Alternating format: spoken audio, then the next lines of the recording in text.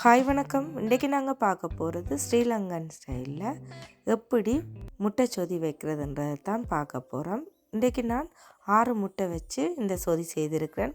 இந்த சொதி எப்படி செய்கிறதுன்றதை பார்க்கலாம் வாங்கோ. நான் அதுக்கு பேன் எடுத்து அதில் ஒரு தக்காளி பழத்தை நல்ல சின்ன சின்ன துண்டுகளாக வெட்டி போட்டுக்கொள்ளுறேன். அதோட 3 பச்சை மிளகாவையும் வெட்டி சேர்த்துக்கொள்ளுங்க. பிறகு கருவேப்பிலையை சேர்த்துக்கொள்ளுறேன். அடுத்தது ரம்பையிலையும் சேர்த்துக்கொள்ளுறேன்.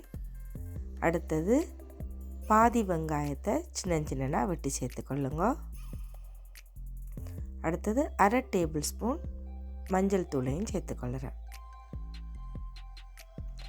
அடுத்தது 1 டேபிள் ஸ்பூன் கல்லுப்பை சேர்த்துக்கொள்ளுறேன். உங்களுக்கு விருப்பம்ண்டா தூளுப்பும் சேர்த்துக்கொள்ளலாம்.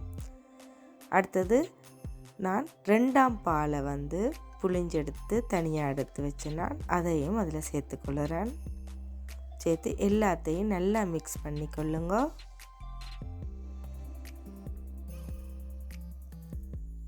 வெறும் தண்ணியிலேயும் இது செய்யலாம். அடுத்தது மூடி போட்டு மூடி ஒரு 5 நிமிஷம் நல்லா ஹை ஃப்ளேமில் வச்சு நல்லா கொதிக்க விடுங்க. பிறகு அடுப்பை நல்ல லோ ஃப்ளேமுக்கு கொண்டு ஒவ்வொரு முட்டையாக உடைச்சி ஊற்றுங்க. ஒவ்வொரு முட்டை உடைச்சி ஊற்றும்போது கொஞ்சம் கேப் விட்டு உடைச்சி ஊற்றிக்கொள்ளுங்க.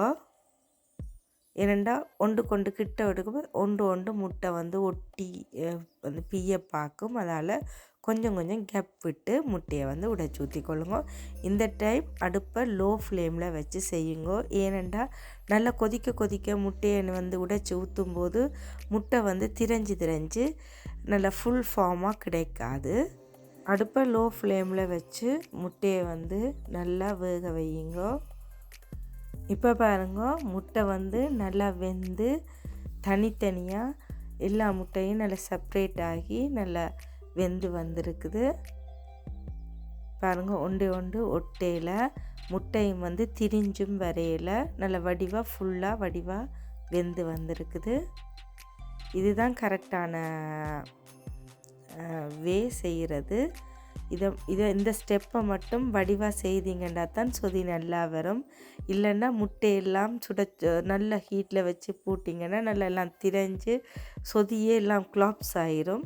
அதால் இந்த ஸ்டெப்பை மட்டும் நல்லா வடிவாக நோட் பண்ணி செய்து கொள்ளுங்க.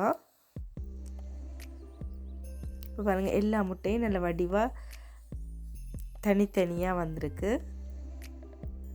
இப்போ எல்லாத்தையும் நல்லா மிக்ஸ் பண்ணி விட்டுட்டு ஃபுல் ஸ்டெப்பும் செய்யும்போது அடுப்பு லோ ஃப்ளேமில் தான் இருக்கணும். கடைசியில் 1 கப் தேங்காய் பாலை முதல் பாலை சேர்த்துக்கொள்ளுறேன். சேர்த்து அதையும் நல்லா மிக்ஸ் பண்ணி விடுங்க.